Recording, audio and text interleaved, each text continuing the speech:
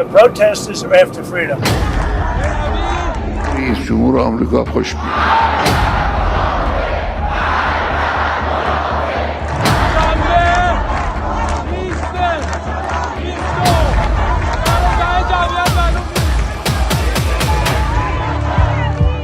রাতের আধারে পুড়ছে মসজিদ, পুড়ছে না বলে বলা ভালো, পুড়িয়ে দেয়া হচ্ছে। আর এটি করছে ইরানের সরকার বিরোধী আন্দোলনকারীরা। এই চিত্র পশ্চিম তেহরানের সাদাতাবাদ এলাকায়, যেখানে বিক্ষোভকারীরা মসজিদে আগুন দিয়ে ইরানের ইসলামী সরকারের পতন কামনায় স্লোগান ধরছে। অনেক স্লোগান আবার ইরানের পতিত রাজতন্ত্রের পক্ষে দেয়া হচ্ছে। তারা স্লোগান দিচ্ছে নির্বাসিত রাজা পাহলভির নামে। রেজা পাহলভি সরাসরি মার্কিন এবং ইসরায়েলি সমর্থন পুষ্ট। 72 ঘন্টা ময়েশ্চার লক সমৃদ্ধ লিলি বডি ওয়াশ, শিয়া বাটারের গুডনেস স্কিন রিপেয়ার করে রাখে সফট ও গ্লোয়িং। এমনকি তিনি ইহুদিদের কাছে গুরুত্বপূর্ণ ওয়েস্টার্ন ওয়ালে গিয়ে প্রার্থনা করেছেন। এরই মধ্যে ইরান সরকার স্পষ্ট ভাষায় বলেছে এই আন্দোলন বিদেশি মদত পুষ্ট।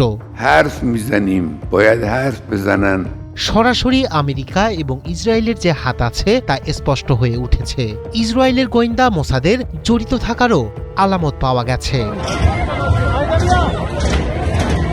মসজিদ ইরানের ইসলামী শাসন এবং সমাজের অন্যতম কেন্দ্র।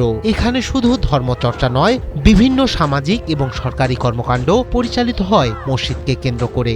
এখানকার ইমামরা সমাজ এবং রাষ্ট্রের বিভিন্ন কাজে গুরুত্বপূর্ণ ভূমিকা পালন করেন। এসব মসজিদ ইরানের ইসলামী শাসন ব্যবস্থার অন্যতম কেন্দ্র।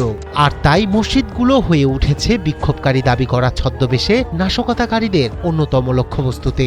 তারা মসজিদগুলোকে লক্ষ্যবস্তু করতে বিন্দুমাত্র দ্বিধা করছে না।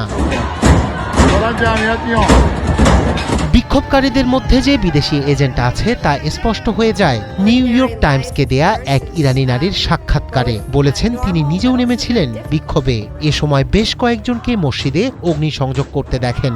একই ধরনের অস্থিরতা মাসহাদ, তাবরিজ, উরুমিয়া, পাহান, কারাজ এবং ইয়জ শহরের মতো গুরুত্বপূর্ণ অঞ্চলগুলোতে হচ্ছে। স্পষ্ট বোঝা যাচ্ছে কেন মসজিদগুলো টার্গেটে পরিণত হয়েছে। শুধু মসজিদ নয়, হামলা চালানো হচ্ছে একের পর এক সরকারি স্থাপনা, পুলিশ স্টেশনেও। এ পর্যন্ত অন্তত শতাধিক নিরাপত্তা বাহিনীর সদস্য নিহত হয়েছেন। তাদের শরীরে গুলির চিহ্ন পাওয়া গেছে। নাশকতাকারীদের হাতে বন্দুক কিভাবে আসলো তা বড় প্রশ্ন হয়ে দেখা দিয়েছে।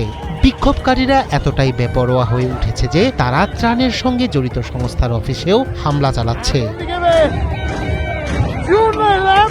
ইরানের রাষ্ট্রীয় টেলিভিশন থেকে এরই মধ্যে অভিভাবকদের সতর্ক করে বলেছে তারা যাতে সন্তানদের বিক্ষোভে যোগ দিতে বাধা দেয়।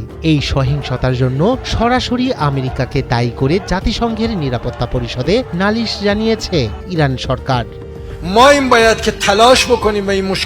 তেহরানের দাবি, ওয়াশিংটনের প্ররোচনাতেই একটি শান্তিপূর্ণ আন্দোলন এখন রক্তাক্ত রূপ ধারণ করেছে। এর বিপরীতে মার্কিন প্রেসিডেন্ট ডোনাল্ড ট্রাম্প নতুন করে হুমকি দিয়েছেন, ইরান সরকার যদি সাধারণ মানুষকে হত্যা করা বন্ধ না করে তবে যুক্তরাষ্ট্র ইরানে বড় ধরনের সামরিক হামলা চালাবে।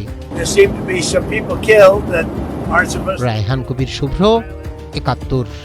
You call them leaders. I don't know if they're leaders or just they rule through violence.